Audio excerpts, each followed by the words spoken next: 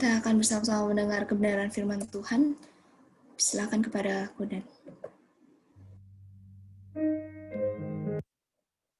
Ya, selamat malam untuk sekalian yang dikasihi Yesus Kristus, dimanapun saudara berada. Kita bersyukur pada Tuhan atas setiap pemeliharaan Tuhan yang Tuhan berikan bagi kita pada hari ini, khususnya kita dapat bersekutu dan kita dapat bersama-sama untuk menggumulkan akan kebenaran firman Tuhan yang sudah menjadi pembahasan kita selama 1 bulan terakhir, khususnya melalui pertengahan Agustus sampai kepada bulan September ini. Dalam 1 bulan lebih kita sudah membahas tentang bagaimana kita memahami tentang 7 deadly sins. Dan ini biarlah menjadi satu hal di mana kita melihat perkembangan-perkembangan yang ada, khususnya di dalam pemikiran-pemikiran teologi di dalam konteks kehidupan kita di abad 21. Dan bagaimana kita belajar, bukan hanya sekedar mempelajari firman Tuhan, tapi kita melihat relevansi firman Tuhan di dalam abad kita. Dan bagaimana kita bisa melihat bagaimana iblis senantiasa bekerja di dalam format yang sangat-sangat profesional di dalam kehidupan setiap kita masing-masing, sehingga kita kadang-kadang takabur untuk melihat apakah ini pekerjaan Tuhan atau ini adalah pekerjaan setan. Dan seringkali kita tidak bisa membedakan mana yang benar, mana yang salah. Sehingga akhirnya kita menjadi orang-orang yang sangat kurang berhikmat di dalam mengambil keputusan maupun dalam menyelesaikan setiap hal-hal yang menjadi pergumulan kita semua. Maka hari ini kita akan bersama-sama akan membahas tentang satu tema, yaitu adalah tentang kemalasan. Dan inilah tema terakhir, yang adalah sesi terakhir di dalam pembahasan kita di dalam 7 dosa maut. Dan kiranya Tuhan yang berbelas kasihan, khususnya untuk memimpin kita semua, supaya kita sungguh-sungguh bisa menelaah setiap kebenaran firman dengan sungguh-sungguh, dan melihat kuasa firman, menyatakan akan standar yang sejati, dan bagaimana setiap kita dapat ikut taat terhadap setiap apa yang benar, dan kita belajar untuk menghindari apa yang jahat, dan berjuang melakukan apa yang benar bagi kemuliaan nama Tuhan. Baik, saudara sekalian, sebelum kita akan sama-sama masuk dalam pembahasan kita, mari kita sama-sama ambil waktu sebentar untuk kita bersama-sama berdoa. Mari kita bersama-sama memohon kepada Tuhan, kiranya Tuhan yang memimpin kita semua. Bapa dalam surga, kami berterima kasih kepada Tuhan, karena Engkau adalah Allah yang hidup, di mana Engkau adalah Allah yang senantiasa berfirman bagi kami. Melalui pembacaan firman, kami diarahkan, kami dituntun, sehingga kami dapat mengikuti Engkau, seperti tiang awan dan tiang api yang memimpin bangsa Israel di padang gurun. Kami mohon ya Tuhan, supaya firman Tuhan senantiasa juga memimpin kami. Tiang api dan tiang awan yang sama, biarlah memimpin kami, sehingga kami tidak serong ke kanan atau ke kiri, tapi kami dengan tepat, dengan akurat, dengan setia, mengikuti apa yang benar di hadapan Tuhan. Mohon Tuhan berikan kesetiaan bagi kami. Karena seringkali kami yang kurang setia. Seringkali kami yang kurang taat kepada Tuhan. Kami yang seringkali kurang berkenan di hati-Mu. Mohon Tuhan pakai pertemuan hari ini. Jangan biarkan kami hanya menjalankan persekutuan ini hanya sebagai sebuah rutinitas. Tapi biarlah Roh-Mu yang kudus memimpin kami semua. Sehingga kami dapat dengan benar melihat segala sesuatu. Tanpa kami tergoda dengan kuasa kegelapan. Tanpa kami tergiur oleh keinginan kami sendiri. Mohon Tuhan, pimpin kami. Dengarlah doa kami. Dan jangan biarkan iblis membelenggu kami.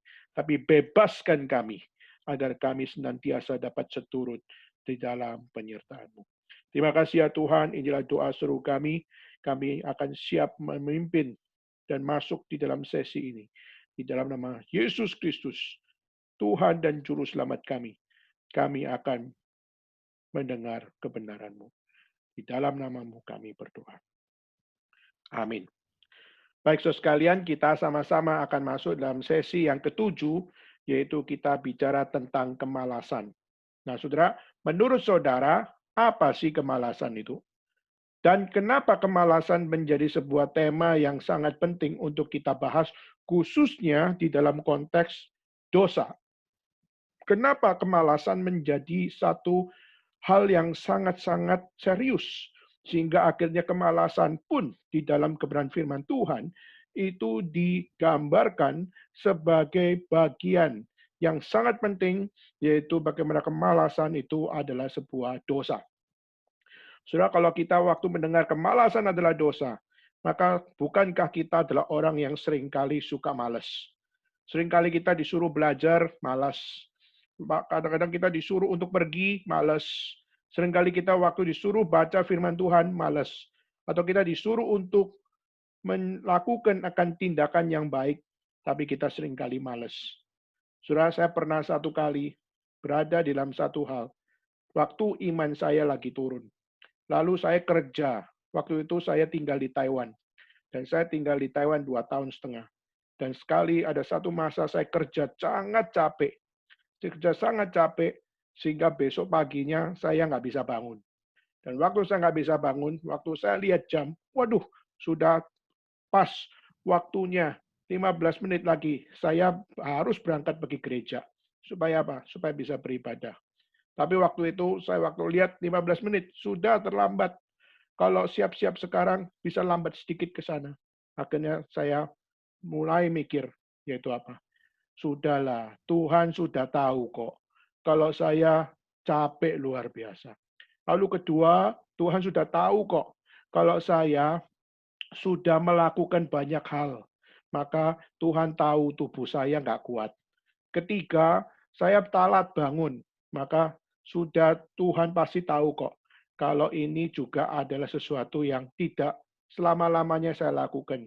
Saya nggak pernah tidak ke gereja, cuma kali ini doang, nggak apa-apalah. Maka saudara, pada saat itu saya mengambil keputusan, bisa sebenarnya berangkat pergi ke gereja. Tapi waktu itu saya mengatakan tidak. Justru di dalam hati saya mengatakan, Tuhan, aku tahu bahwa ini nggak benar. Aku tahu seharusnya aku bisa lakukan. Tapi justru saya bilang nggak mau. Kenapa saya bilang nggak mau? Karena saya minta Tuhan ngerti.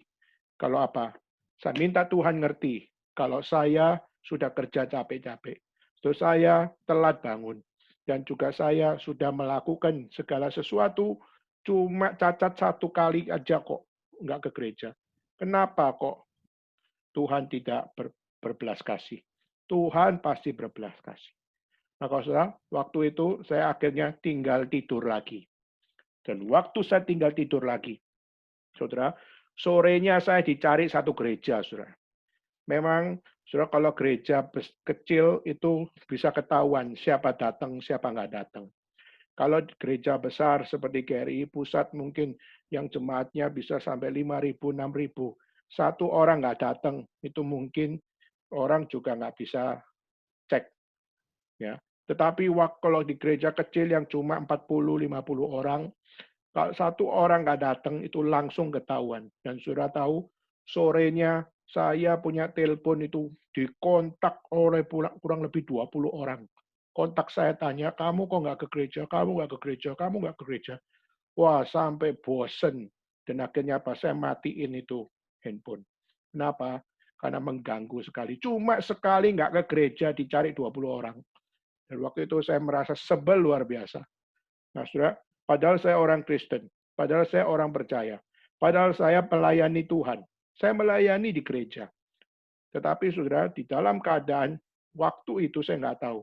Hanya dengan satu kali saya tidak ke gereja.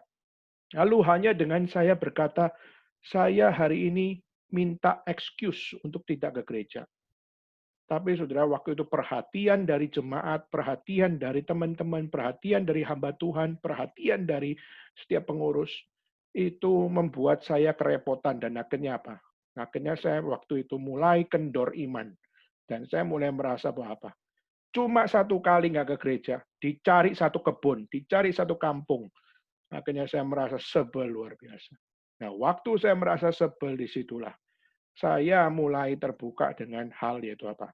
Saya membiarkan dosa merajalela. Yaitu apa? Dengan saya males, akhirnya jadi saya marah. Akhirnya waktu saya jadi marah, bukankah kemarahan juga adalah dosa? Saya marah. Kenapa? Bukan marah atas apa yang benar, tapi saya marah kenapa saya waktu melakukan kemalasan, saya justru dicari 20 orang. Dan waktu itu dari kemalasan jadi kemarahan. Dan waktu jadi kemarahan, akhirnya hati jadi keras. Akhirnya menjadi kesombongan. Yaitu apa? Nggak butuh gereja lagi. Sudah nggak usah serius-serius, sungguh-sungguh lagi ke gereja dan sebagainya. Nah, saudara, itulah sebab kenapa kemalasan jangan dianggap enteng. Itulah kenapa kemalasan itu adalah bibit dosa. Maka saudara ini kalau kita seringkali jatuh di dalam kemalasan, saudara harus pikir baik-baik. Apakah waktu saya malas? Kemalasan saya adalah kemalasan yang membawa saya berdosa atau membawa saya untuk melakukan segala sesuatu dengan lebih hikmat bijaksana. Saudara, kalau kita melihat di dalam bahasa asli, misalnya dalam kemalasan, bagaimana gereja memandang kemalasan, dan bagaimana gereja memandang kemalasan itu adalah dosa. Nah, saudara bisa ke next slide. Di dalam slide berikutnya, saya tertulis yaitu kemalasan di dalam bahasa Latin memakai istilah akedia, dan dalam bahasa Inggris memakai istilah sloth. Nah, akedia ini sebenarnya adalah kemalasan yang berkaitan dengan orang yang percaya kepada Tuhan. Atau kemalasan di sini berkaitan dengan orang-orang yang sudah diberikan panggilan oleh Tuhan atau diberikan akan apa yang namanya vocation dari Tuhan, tapi mereka malas untuk melakukan. Istilahnya kalau menjadi seorang pendeta, tetapi malas untuk menyampaikan firman, malas untuk memberitakan Injil, malas untuk mengupas apa yang menjadi isi hati Tuhan bagi jemaatnya. Nah, itulah kata akedia. Jadi akedia itu adalah sudah diberikan akan vocation, sudah diberikan akan apa yang namanya panggilan oleh Tuhan. Tapi panggilan itu tidak terlaksana. Maka waktu panggilan itu tidak terlaksana, disitulah kata akedia berbicara. Yaitu adalah engkau tidak melakukan apa yang Tuhan suruh. Itu namanya malas. Tuhan sudah memberikan vocation, tapi kita tidak peduli untuk melakukannya, tidak mau untuk melakukannya, maupun tidak sudi untuk menjalankannya. Di dalam kata akedia, itulah kemalasan. Jadi waktu kita sudah tidak peduli, di waktu kita sudah tidak sudi, maupun kita tidak mau berkaitan dengan apa yang Tuhan sudah berikan. Itulah arti akedia. Itulah arti kemalasan. Nah, saya mengutip dari seorang bernama Thomas Aquinas. Thomas Aquinas adalah seorang bapak gereja, seorang teologi, ahli teologi yang banyak sekali dikutip oleh orang-orang Katolik. Nah, saudara, tapi ada satu hal yang menarik yang dia katakan di dalam kata kemalasan. Dia percaya juga bahwa kemalasan adalah dosa. Nah, dia kembangkan di dalam dua hal. Pertama yaitu dosa kemalasan. Itu adalah pertama adalah dosa pelalaian. Atau dia pakai istilah adalah omission. Sin of omission. Yaitu adalah dosa pelalaian. Apa maksudnya dengan dosa pelalaian? Di situ dia mengatakan bahwa dosa pelalaian atau dosa omission itu adalah dosa yang menyatakan ketidakpedulian yang seharusnya bisa memberkati orang lain, tetapi dia tidak peduli. Lalu juga di saat dia bisa memberikan amal kasih kepada orang lain, tapi dia abaikan. Dan waktu ada orang yang membenci Allah, dia seharusnya bisa menjelaskan atau bisa untuk menghentikan kebencian itu, tapi justru dia tidak berbagian di dalam bagaimana menjelaskan tentang Allah dan bagaimana meredam kebenciannya kepada Allah dan membawa dirinya kembali kepada Allah. Jadi saudara, menurut Thomas Aquinas, kemalasan adalah dosa. Yang pertama adalah karena ketidakpedulian, karena pengabaian, dan karena tidak berbagian di dalam bagaimana membawa orang yang membenci Allah, mereka sadar bahwa mereka perlu kasih dan sebagainya. Maka dosa kemalasan adalah dosa pelalaian. Dosa kemalasan adalah dosa omission. Nah, saudara, ini menjadi satu hal yang seringkali kita lakukan. Seperti yang tadi saya sharingkan. Saya tahu hari ini saya harus pergi ke gereja. Hari ini saya harus pergi beribadah. Dan hari ini saya harus untuk bagaimana mengingat hari Sabat Tuhan. Tapi justru karena dalam satu momen kesulitan, akhirnya kita mulai berkata, yaitu apa? Saya sudah tidak peduli lagi. Sulit sekali saya jalani hidup. Maka hari ini saya tidak peduli, hari ini saya mengabaikan, dan hari ini saya tidak berbagian di dalam apa yang seharusnya saya kerjakan. Nah, waktu saya tidak peduli, waktu saya mengabaikan, dan waktu saya sudah tidak mau terlibat, disitulah dosa mengintip, dan disitulah dosa kemalasan, dosa pelalaian kita sudah kerjakan. Nah, saudara, ini baru salah satu contoh. Bisa kita mungkin semua pernah jalani, yaitu adalah waktu kita pergi ke gereja. Bisa ke gereja, tapi kita tidak mau ke gereja. Itu contoh. Dan kedua, Thomas Aquinas mengatakan bahwa apa? Selain bicara tentang omission, dosa kemalasan juga bicara tentang commission. Commission di sini adalah dosa pelaksanaan. Jadi, satu dosa yang namanya kemalasan ini adalah satu dosa yang bisa memicu akan dosa-dosa yang lain. Jadi, orang yang bicara tentang dosa, itu waktu kita sudah bahas 7 kali pertemuan di dalam Seven Deadly Sin. Kita sudah bahas tentang kesombongan, kita bahas ketamakan, kita bahas iri hati, kita bahas kerakusan, kita sudah bahas hawa nafsu, kemarahan maupun kemalasan. Semua ini bukan 7 hal yang berbeda. Tapi kita percaya bahwa 7 dosa maut ini adalah 7 dosa yang semua orang bisa punya. Jadi istilahnya itu bukan roh kesombongan sendiri dengan roh ketamakan. Roh iri hati beda dengan roh kerakusan. Tidak, saudara, semuanya adalah satu roh, yaitu roh jahat, roh dosa. Dan waktu kita berdosa, kita bisa 7 hal ini terjadi dalam diri kita masing-masing. Jadi satu demi satu bisa saling memicu satu dengan yang lain. Itulah kenapa dosa sangat mengerikan. Karena dosa bisa memicu saudara dari kemarahan menjadi kemalasan. Atau dari kemalasan jadi kemarahan. Dan semuanya itu berkaitan satu dengan yang lain. Jadi Thomas Aquinas mengatakan bahwa kemalasan adalah dosa karena setiap kita bisa menjatuh di dalam dosa kelalaian atau dosa omission, dan kita juga jatuh di dalam dosa commission, yaitu kita terkait dengan dosa-dosa yang lain, dan semakin berkembang lagi dosa-dosa yang kita lakukan, dan akhirnya melalui kemalasan itu, kita mengembangbiakkan akan kehidupan dosa yang merusak kita sendiri. Nah, maka itulah kenapa kita perlu untuk serius untuk membahas ini. Kemalasan, bagaimana kita mengabaikan apa yang tidak benar, hidup di dalam kebenaran, atau justru saya kemalasan, saya lakukan adalah saya mengabaikan apa yang benar dan hidup di dalam ketidakbenaran. Maka, saudara, waktu Thomas Aquinas mengatakan kemalasan adalah dosa omission dan dosa commission, maka ini perlu menjadi sebuah perenungan bagi kita. Siapakah yang menjadi orang-orang yang hidup di dalam kemalasan? siapakah yang sudah melakukan sin of omission dan siapakah yang sudah melakukan akan sin of commission. Maka kalau saudara dengan jujur di hadapan Tuhan, saya percaya kita semua ini adalah orang-orang yang malas.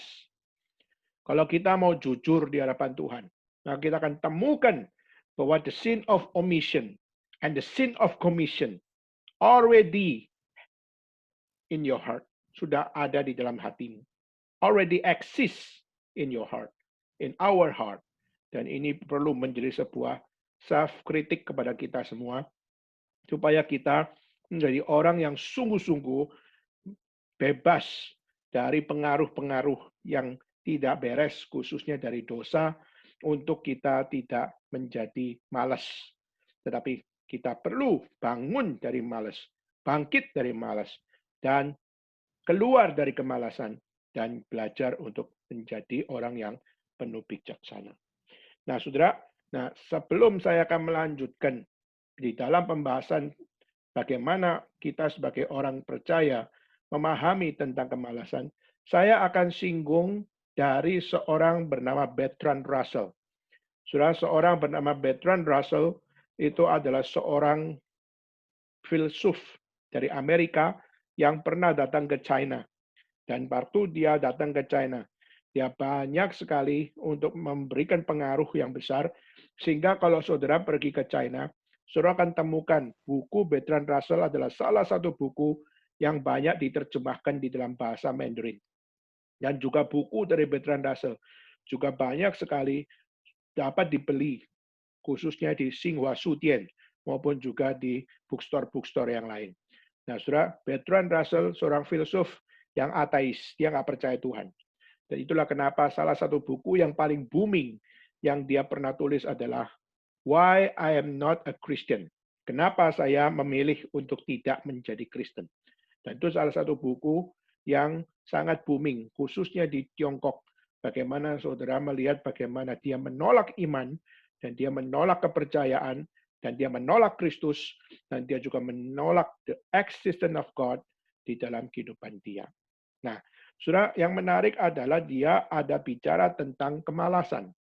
Dan bagi dia, bisa ke next slide ya, bagi dia kemalasan itu ada dua macam. Ya. Jadi bagi dia kemalasan itu ada dua macam. Kemalasan yang pertama adalah kemalasan yang tanpa tujuan, yaitu kemalasan yang negatif. Tapi dia juga mengatakan bahwa kemalasan itu juga ada yang bijak, yang positif. Jadi kalau kita melihat apa yang dikatakan ini mirip sekali seperti apa? Seperti kalau berbohong, itu ada bohong yang hitam, tapi juga ada bohong yang putih. Jadi ada dosa yang negatif, tapi juga ada dosa yang positif. Ada yang bersifat gelap, tapi juga ada yang bersifat terang. Nah, saudara, bagi dia kemalasan ada dua macam. Yang satu benar-benar nggak ada tujuan, benar-benar totally negatif. Tapi juga bagi dia ada kemalasan yang bijak, ada kemalasan yang positif. Jadi malas tuh boleh atau enggak? Nah, bagi Bertrand Russell, malas tuh boleh. Asal waktu kamu malas, kamu harus punya tujuan yang baik. Jadi kalau malas tapi punya tujuan, itu jauh lebih baik daripada malas tapi kagak punya tujuan. Jadi lebih baik kamu nggak usah merasa guilty feeling kalau kamu malas. Kenapa? Karena kau waktu malas, tapi kamu punya tujuan yang jelas, maka kemalasan kamu itu akan menjadi sesuatu istirahat yang membantu kamu untuk bisa melakukan tujuanmu dengan beres. Istilahnya itu pokoknya tujuannya beres. Masalah belajar nggak belajar itu terserah. Yang penting tujuannya jelas, goalnya tercapai, itu adalah sesuatu yang menjadi hal yang penting.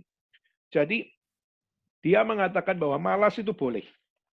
Jadi mari kita malas, saudara. Itu kira-kira dari Bertrand Russell punya pemikiran, saudara. Nah, tentu saja konsep kemalasan yang dibicarakan ini bukan konsep kemalasan yang liar. Tapi yang dimaksud oleh Bertrand Russell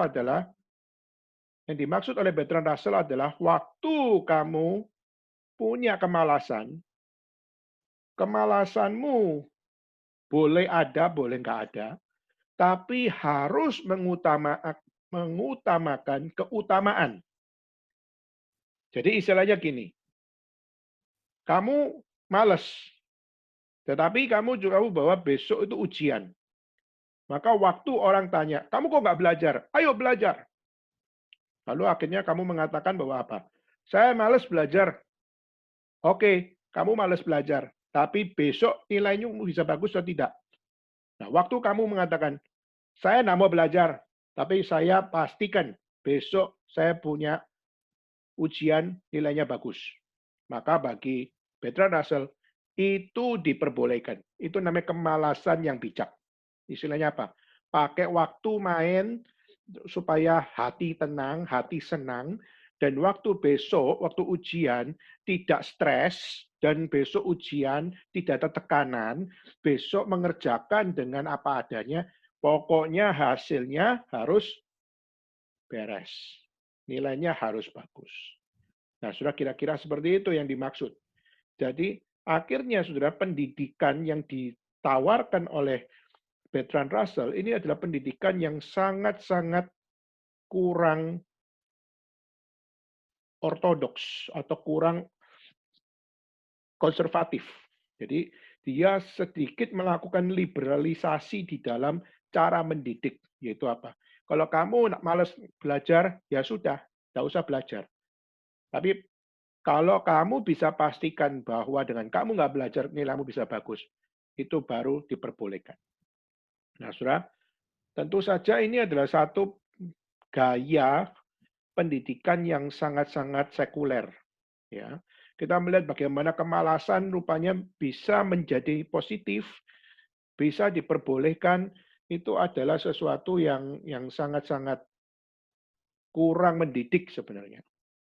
Nah, kenapa dia bisa berpikir seperti itu? Kenapa Bertrand Russell bisa sangat sekuler dalam hal ini, bahkan sedikit liberal di dalam caranya untuk memandang segala sesuatu, khususnya bicara tentang kemalasan.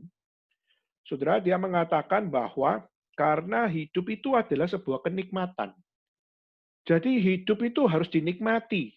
Jadi diri sendiri itu harus menjadi penikmat di dalam hidup. Jadi kalau kamu hidup hanya belajar terus, tapi kamu tidak pernah males, kamu tidak pernah menikmati kemalasanmu, kamu tuh kayak orang yang memproduksi terlalu banyak, tapi kamu tidak mengkonsumsi. Istilah itu kamu masak terus, kamu masak sayur, kamu masak akan ikan, kamu masak nasi, tapi kamu tidak pernah mengkonsumsinya. Kamu nggak pernah menikmatinya. Istilahnya kalau kamu belajar terus, tapi kamu tidak pernah untuk relaksasi, kamu tidak pernah untuk istirahat dan sebagainya. Nah, saudara, maka kita melihat inilah gaya dari Bertrand Russell. Akhirnya dia menganggap bahwa kemalasan adalah sebuah kebutuhan. Jadi kemalasan kalau kita melihat yang seharusnya kita harus taklukkan, tapi justru bagi Bertrand Russell, kemalasan jangan salah, itu adalah sesuatu yang dibutuhkan manusia.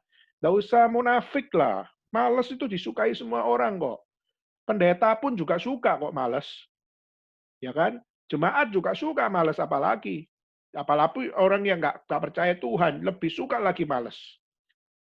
Jadi sudah Bertrand Russell mengatakan bahwa jangan munafik lah. Coba lihat, kemalasan itu disukai semua orang. Dan ini bisa relevan bukan cuma sekedar secara egoisme diri, tapi ini juga bisa diterapkan di dalam kerja. Nah, Bertrand Russell adalah salah satu orang yang tidak suka dengan sistem kerja yang ada di zamannya waktunya, khususnya. Kenapa? Karena dia merasa bahwa banyak orang itu bekerja menjadi korban.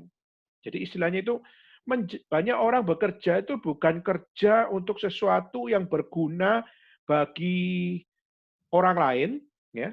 Tapi pekerjaan banyak menjadi sesuatu pekerjaan yang justru bikin mereka itu menghasilkan sesuatu bagi tuan tanah. Zaman dulu adalah kaum feodalisme, ya. Jadi tuan tanah atau kedua tuh kaum pemodal yang sudah investor gitu ya. Dan yang saya kaget adalah dia mengatakan pendeta, dia bilang. Jadi dia mengatakan bahwa pendeta atau kaum feodalisme maupun kaum investor itu adalah orang-orang yang harus bertanggung jawab. Kenapa?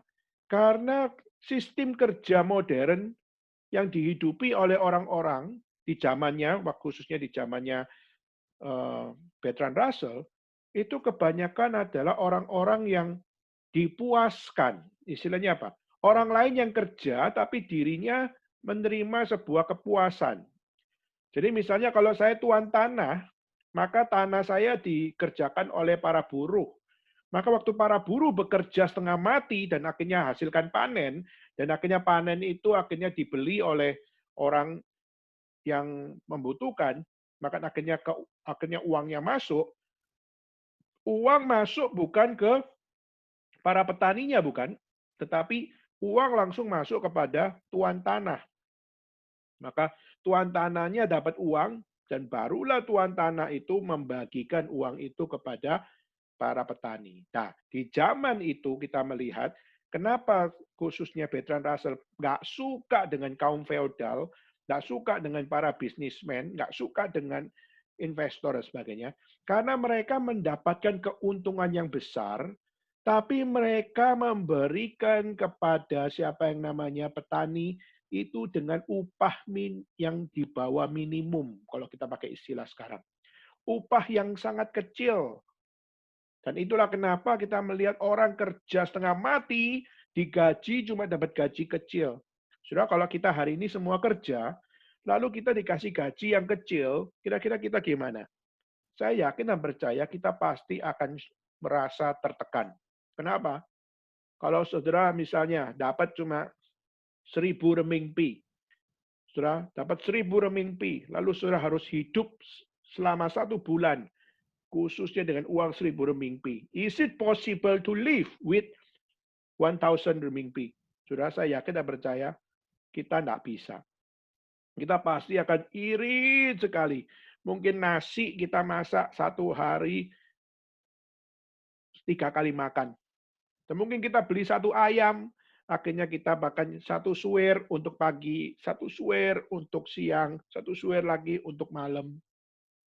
Saudara, dan kita dengan gaji yang kecil itu, upah yang kecil itu, kita pasti akan menjadi orang yang sangat-sangat sengsara. Nah, itu dilakukan oleh orang-orang bisnismen, dilakukan oleh investor, dan dilakukan oleh kaum feodal yang secara status mereka adalah orang Kristen. Itulah kenapa Bertrand Russell benci sekali sama orang Kristen. Karena orang Kristen sendiri cuma pikirnya untung, berkat Tuhan untuk dirinya. Tidak pernah pikir berkat Tuhan untuk orang lain.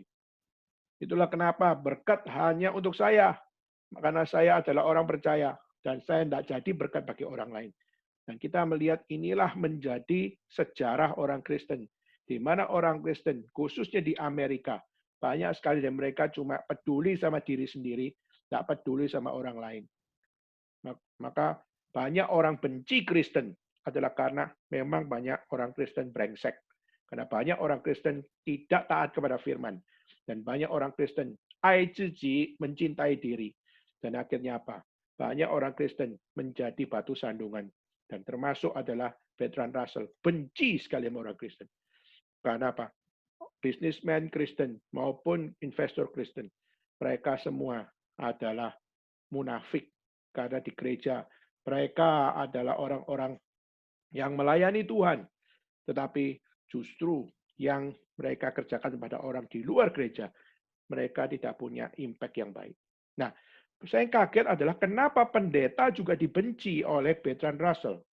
Akhirnya saya selidiki, rupanya dia kenapa benci sama pendeta? Karena berkaitan dengan tuan tanah, kaum feodalisme itu, dan kaum investor, di mana mereka adalah orang Kristen, dan mereka beribadah di gereja. Mereka orang kaya beribadah di gereja. Nah, waktu orang kaya beribadah ke gereja, hidupnya tidak sesuai dengan firman Tuhan. Hidupnya tidak jadi berkat bagi orang lain. Hidupnya tidak menjadi akan satu kesaksian yang baik bagi orang-orang miskin dan para buruh. Nah, pertanyaannya adalah Bertrand Russell benci sekali dengan pendeta. Kenapa? Karena pendeta tidak memberikan didikan kepada orang kaya. Karena orang kaya justru mereka seakan-akan membungkam mulut pendeta. Sehingga pendeta tidak berani berkata apa-apa. Waktu dia tahu, wah bisnismen ini brengsek. Waktu dia tahu bisnismen ini melakukan dosa. Dan bisnismen ini adalah seorang yang tidak beres terhadap buruh. Tetapi saudara, justru pendeta dibungkamkan. Oleh karena apa? Karena uang. Karena uang, maka apa? Gerejamu kalau nggak ada uang saya, gerejamu nggak jalan. Dan itulah yang terjadi, akhirnya kita melihat pendeta-pendeta, khususnya waktu itu, banyak sekali dibungkam dengan uang. Sehingga akhirnya kita melihat banyak pendeta tidak beres. Maka kalau sudah melihat, kenapa Amerika adalah salah satu tempat ajaran sesat paling banyak. Kenapa di Amerika justru ajaran yang tidak benar, ajaran bidat, ajaran yang salah, justru banyak berasal dari Amerika. Karena kita melihat sejarah Amerika, orang-orang yang memiliki agama, yang memiliki akan teologi, mereka tidak sungguh-sungguh menghidupinya. Mereka mencampur adukkan, dan mereka menjadi budak uang, dan mereka menjadi budak dari setiap apa yang diingini oleh manusia. Sehingga apa? Setiap ajaran mulai dikompromikan. Dan waktu ajaran dikompromikan, akhirnya kita melihat gereja tidak punya power. Gereja tidak punya kuasa. Dan pendeta-pendeta menjadi orang-orang yang binal, liar. Kenapa? Karena mereka berjubah agama, tapi justru banyak sekali melakukan dosa.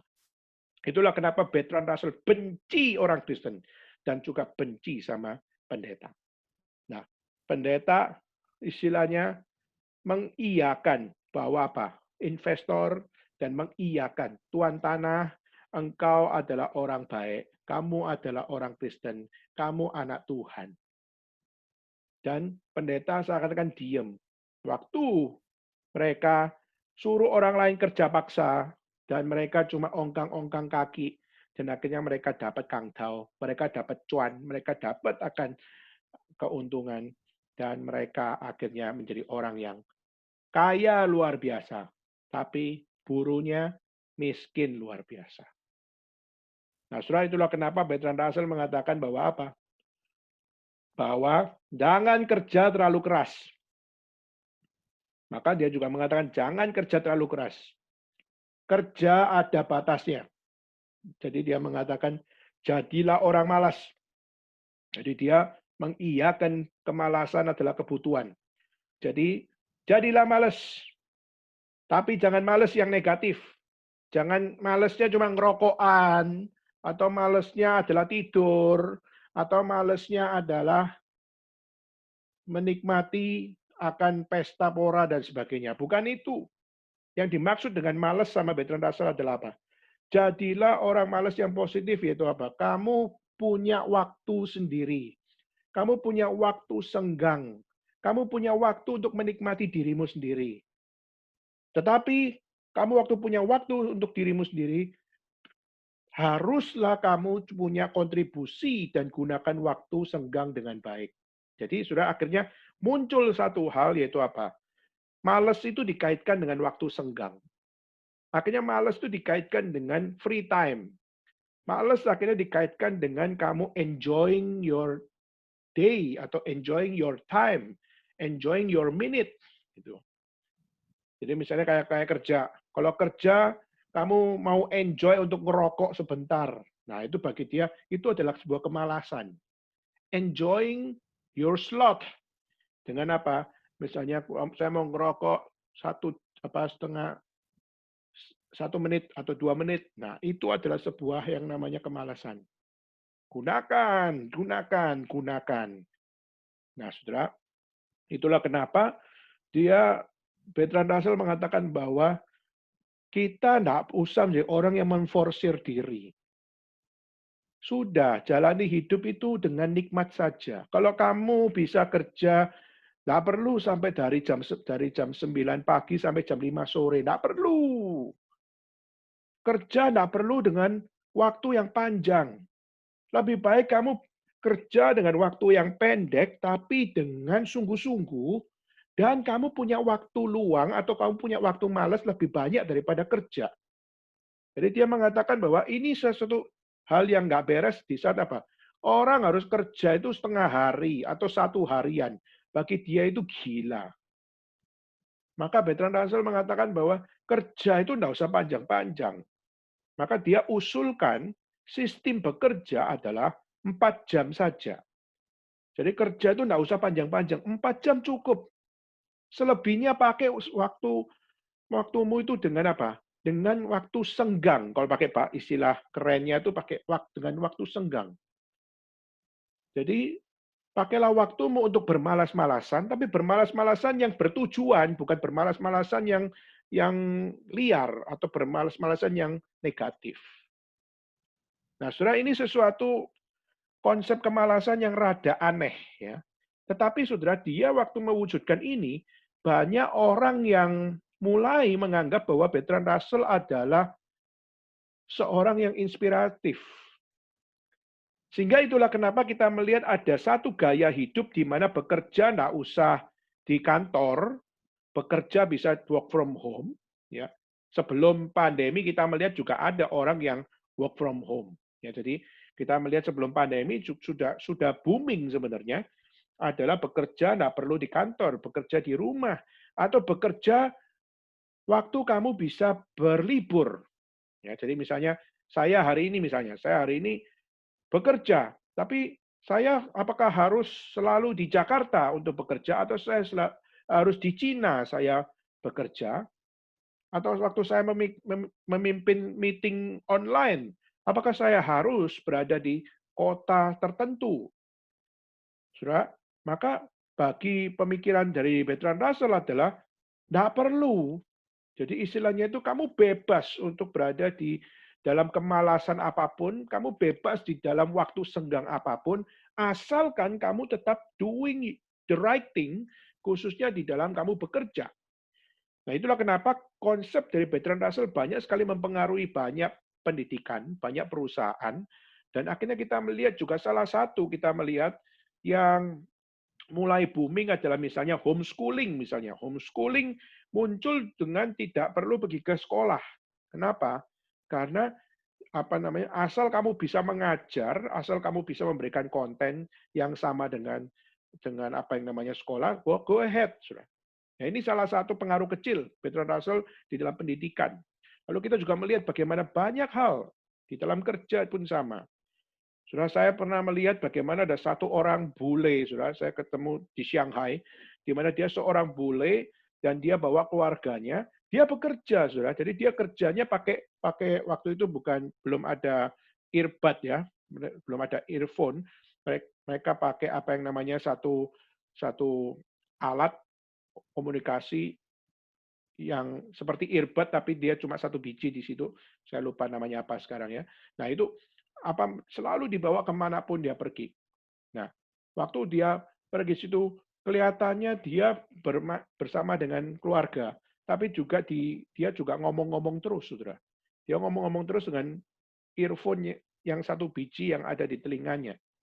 Nah, dan dia bekerja di situ, tapi dia juga enjoying life. Nah, saudara, kalau kita melihat banyak sekali apa yang kita hidupi hari ini, sadar nggak sadar, banyak sekali pengaruh yang muncul, misalnya dari Bertrand Russell, mempengaruhi gaya hidup kita. Ya, kita kenal nggak kenal dengan Bertrand Russell, banyak dari pemikiran-pemikiran maupun gaya atau keputusan yang kita ambil, itu adalah hal-hal yang sangat-sangat memiliki relevansi dengan apa yang dibicarakan. Nah, saudara, maka kita coba untuk lebih ke dalam melihat pemikiran Bertrand Russell ini. Ya, saya ingin saudara coba lihat di next slide, ya, coba lihat di slide berikutnya. Nah, di dalam slide berikutnya di sini kita lihat Bertrand Russell tulis di dalam satu buku yang ini terus termasuk adalah buku yang mengagetkan, khususnya bagi penggemar-penggemar Bertrand Russell. Kenapa, Saudara? Karena Bertrand Russell itu adalah seorang yang sangat-sangat booming di dalam pemikiran education. Jadi banyak sekali dia bicara tentang pendidikan. Ya. Baik itu pendidikan secara filsafat maupun pendidikan secara uh, fisik, ya, apa yang menjadi kurikulum dan sebagainya, seringkali menjadi tema-tema yang dimunculkan dari Bertrand Russell. Tapi herannya adalah urusan kemalasan bisa menjadi sebuah pembahasan yang dia tulis. Nah, ada satu catatan yang memberikan akan satu jawaban buat saya waktu saya bertanya, kenapa Bertrand Russell kok banyak sekali bikin artikel-artikel yang rada ngaco gitu. Istilahnya itu kenapa kemalasan itu sebuah kebutuhan? Kenapa dia mesti ngomong kayak gitu? Dia guru besar loh, seorang guru pendidikan loh. Kenapa justru nyeleneh istilahnya itu, aneh gitu. Mengatakan bahwa apa namanya? Menyatakan bahwa kemalasan itu adalah sebuah kebutuhan. Nah, sudah salah satu catatan yang muncul adalah karena Bertrand Russell tidak banyak bahan. Dia perlu banyak bahan, maaf. Dia perlu banyak bahan untuk ditulis di dalam buku. Kenapa? Karena Bertrand Russell waktu dia menulis buku-buku ini, dia di dalam posisi miskin. Jadi dia waktu itu tidak punya uang. Dan satu-satunya untuk dia bisa dapat uang adalah di saat dia bisa tulis buku. Nah, di satu sisi dia bisa tulis buku yang akademik luar biasa tinggi, tapi di satu sisi yang lain dia bisa bikin tulis buku yang bersifat daily life. Ya, buku yang bersifat kontemporer istilahnya kalau kita pakai istilah, atau bersifat kehidupan sehari-hari. Nah, buku In Praise of Idleness salah satu adalah buku yang bersifat sehari-hari. Dan dia bicara tentang kemalasan dan kerja. Nah, meskipun buku ini ditulis tidak sebiasanya, tapi akhirnya dia menulis buku ini, salah satu adalah untuk supaya bisa mengisi uang, supaya bisa dapat uang yang lebih cepat, supaya dia bisa hidup, tetap hidup, dan sebagainya. Nah, akhirnya di buku ini mulai muncul sebuah argumen yang kita mau belajar. Ya. Nah, di dalam buku ini dia tulis tentang apa itu kerja. Nah, seperti yang tadi saya sudah singgung di depan, dia mengatakan, apa itu kerja? Pertama, kerja adalah aktivitas di mana mengubah materi menjadi naik di permukaan bumi. Nah, ini contohnya adalah buruh. Ya. Jadi buruh mungkin mesti pergi ke tambang, lalu akhirnya gali, menggali materi, misalnya menggali batu bara, atau menggali emas, atau menggali akan nikel dan sebagainya. Lalu akhirnya dibawa ke permukaan untuk dijual. Nah, itu kan seperti yang disinggung tadi oleh Bertrand Russell itu kayak apa? Kayak orang-orang yang pertama yaitu apa? Orang-orang yang kerja untuk tuan tanah, atau orang yang kerja untuk investor, atau orang yang melakukan apa yang disuruh sama pendeta. Nah, itu istilahnya bagian yang pertama itu lebih mengarah ke situ. Mengubah materi menjadi naik di atas permukaan. Nah, sudah itu salah satu yang didefinisikan di dalam definisi tentang kerja. Yang pertama. Kedua, yaitu dia mengatakan adalah aktivitas pemerintah membangun peradaban. Jadi istilahnya itu kerja adalah sesuatu yang berjangka panjang. Kalau kerja yang nomor satu itu adalah kerja cuma mengubah materi menjadi naik di permukaan, itu cuma temporary. Tetapi kalau bekerja untuk membangun sebuah peradaban, itu adalah pekerjaan yang long time, ya istilah itu prosesnya juga panjang, tapi itu adalah yang lebih berarti. Nah, Saudara, argumennya dia adalah apa? Argumen dia adalah misalnya yang pertama, orang yang beraktivitas mengubah materi menjadi naik di permukaan, itu adalah orang yang kerjanya nggak menyenangkan. Kayak budak, disuruh ini, harus ini. Disuruh itu, harus itu. Nah, maka itu adalah sesuatu yang nggak menyenangkan. Kenapa? Produksi dan konsumsi nggak seimbang kalau istilahnya dia. Istilahnya kamu tuh disuruh kerja, tapi kamu nggak rasa seneng, kamu nggak rasa at home, kamu nggak rasa satu satu hati dengan pekerjaan itu, sehingga kamu merasa seperti disuruh, disuruh, disuruh, dan akhirnya waktu kamu merasa disuruh, disuruh, disuruh, kamu seperti budak. Nah, saudara, ini termasuk di dalam zaman itu adalah pendeta. Pendeta suruh kamu hidup suci. Wah, disuruh hidup benar, disuruh hidup sesuai firman. Itu apa kata-katanya benar, tapi itu nggak menyenangkan itu. Kenapa? Saya jatuh bangun untuk hidup suci. Saya jatuh bangun untuk hidup benar. Saya jatuh bangun untuk bisa memperlakukan apa yang berkenan di hati Tuhan. Jadi mengikuti firman itu sesuatu yang nggak menyenangkan. Nah, pendeta enak bilang, dosa kamu. Enak kamu bilang, ini adalah Tuhan benci, ini adalah Tuhan murka. Tapi kerja itu sesuatu hal yang waktu disuruh seperti ini, seperti itu, kitanya nggak bisa satu hati dengan apa yang disuruh. Nah, itulah yang dianggap sebagai satu hal. Bertrand Russell mengatakan apa? Pendeta nggak beda dengan siapa namanya investor. Nggak beda dengan apa yang namanya tukang tanah, tuan tanah. Dan pendeta nggak beda dengan laupan. Nah, itulah kenapa akhirnya apa? Kita melihat banyak orang benci sekali sama pendeta, benci sama tuan tanah, dan benci dengan siapa yang namanya investor. Nah, jadi nggak merasa menyenangkan pekerjaan itu karena semua disuruh, disuruh, disuruh. Kedua, ada mekanisme yang nggak boleh dilanggar. Jadi istilahnya boss itu always right.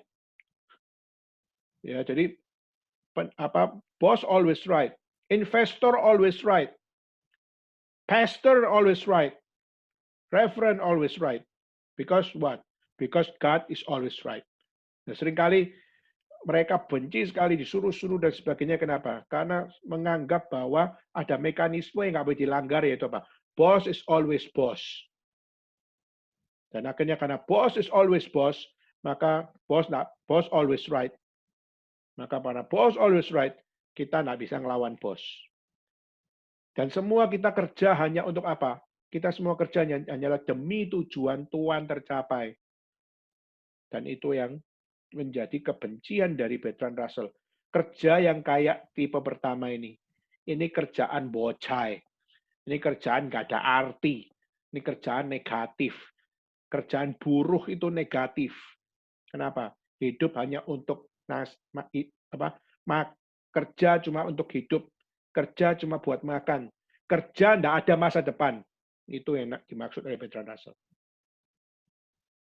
Tapi dia juga mengatakan bahwa kerja yang kedua yaitu aktivitas pemerintah membangun peradaban. Maksudnya apa? Kerja yang punya tujuan. Nah, tapi kerja yang punya tujuan ini adalah kerja yang mungkin sibuk, tetapi kurang waktu senggang. Jadi kerja buat peradaban itu kadang ada satu kerja yang sangat-sangat penuh dengan proses, sehingga akhirnya waktu senggang itu kurang. Jadi saking terlalu banyak kerjanya, juga waktu senggangnya kurang. Nah, bagi Bertrand Russell, peradaban itu produk dari waktu senggang. Jadi sebenarnya kalau orang males, jadi kalau orang bisa pakai waktu malesnya untuk berpikir, bisa pakai waktu malesnya untuk relaksasi, lalu bisa pakai waktu malesnya untuk bisa memikirkan dengan lebih baik lagi. Maka itulah kenapa dia mengatakan bahwa apa? Waktu senggang butuh. Supaya apa? Orang di-refresh. Dan waktu orang di-refresh, maka mereka bisa menjadi orang yang membangun peradaban. Dan tidak peduli orang itu mayoritas atau minoritas, bagaimana mereka bisa pakai waktu senggang mereka dengan baik, maka apa?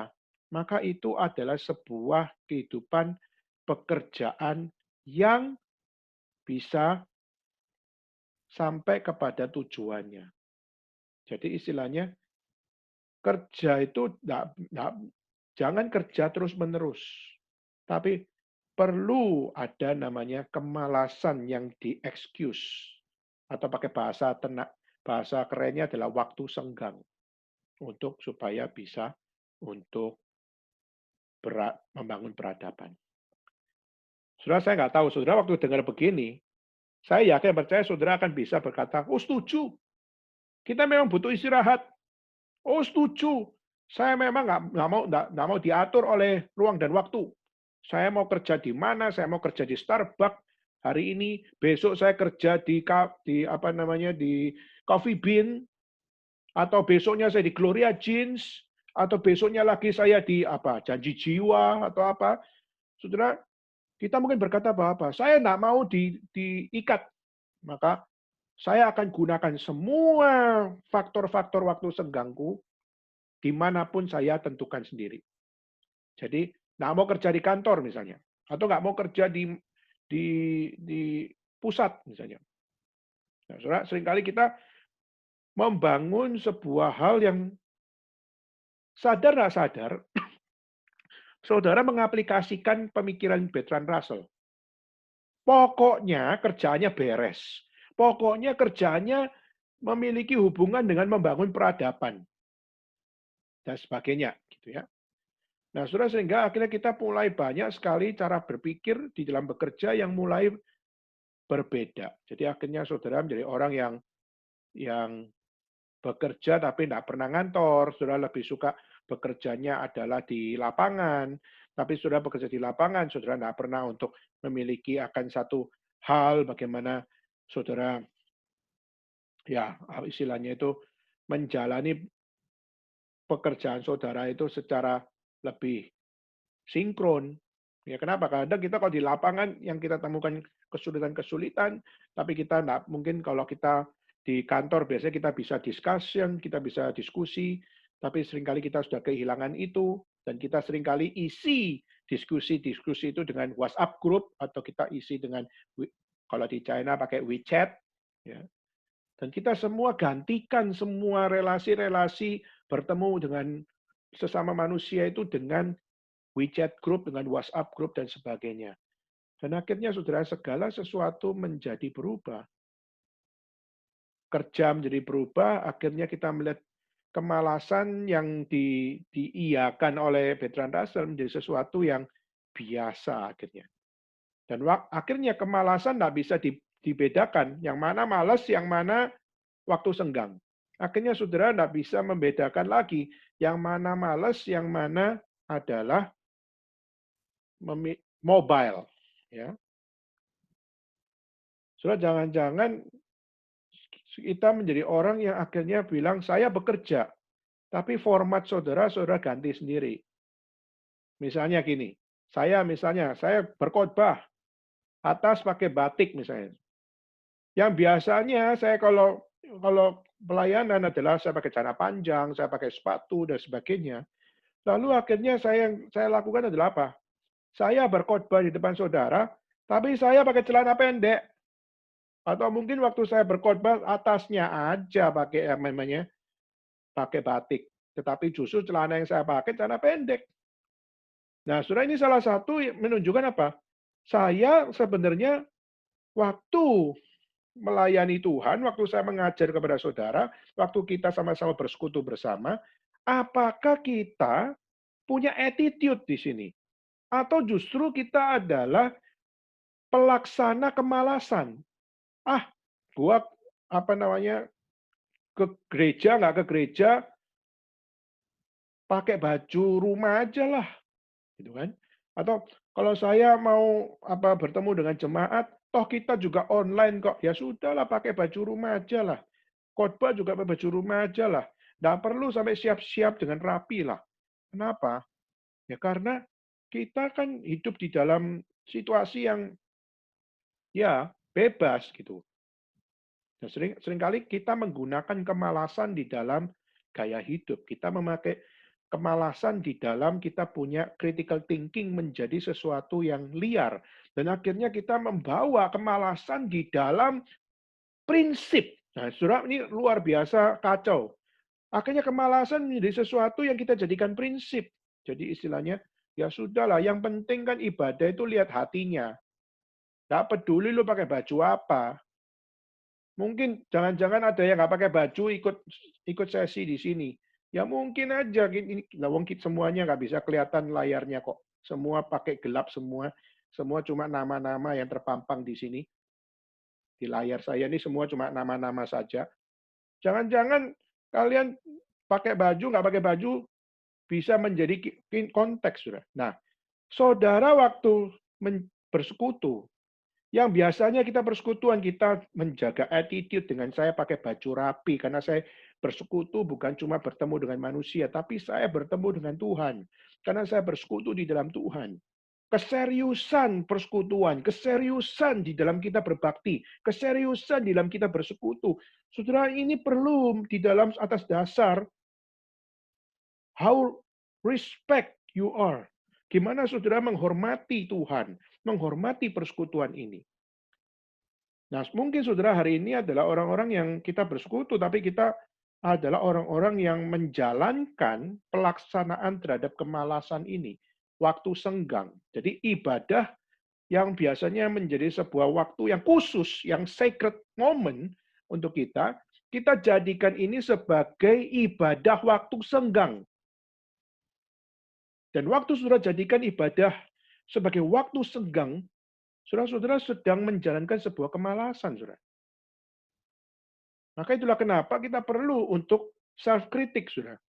Saya nggak tahu saudara suka nggak suka dengan statement saya, tapi ini adalah sebuah kebenaran.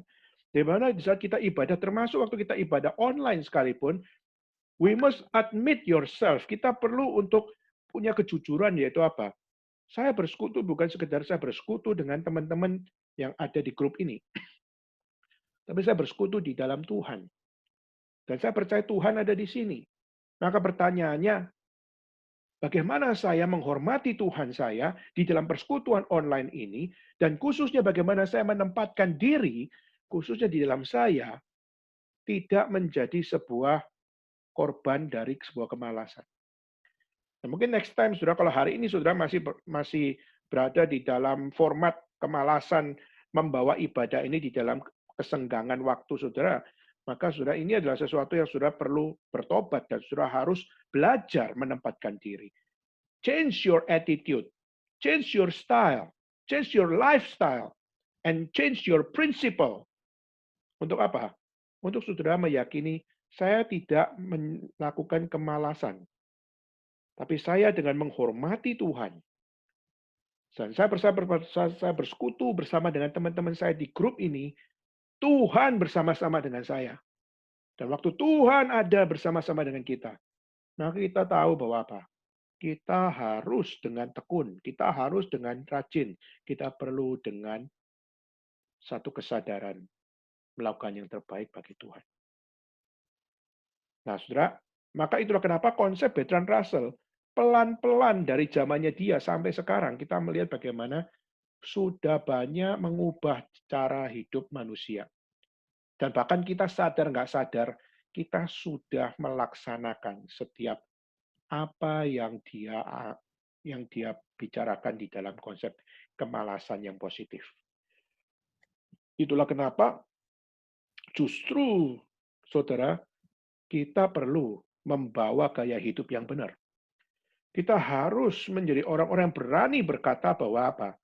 Yes, kemalasan yang positif sudah merajalela, tetapi kalau anak-anak Tuhan tidak menjadi contoh, anak-anak Tuhan tidak menjadi akan mercusuar yang bersinar dan menerangi kegelapan, maka kita tidak akan pernah menjadi sebuah impact yang baik bagi orang lain.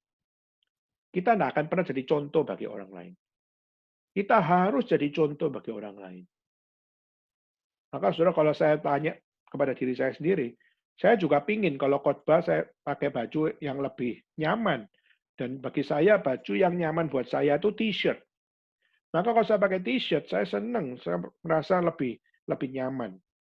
Nah, saudara, kalau saya khotbah, saya juga berharap kalau secara manusia khotbah pakai t-shirt itu enak, khotbah pakai celana pendek itu enak.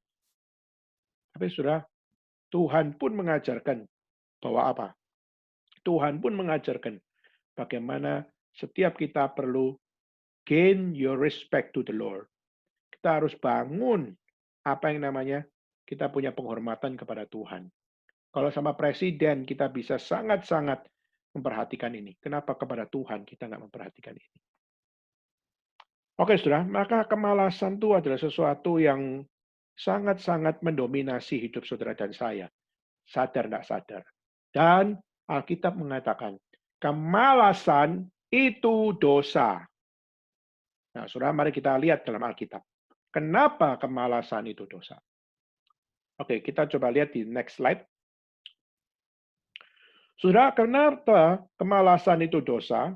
Nah, kita melihat di dalam kitab suci, Allah memerintahkan manusia bukan untuk malas.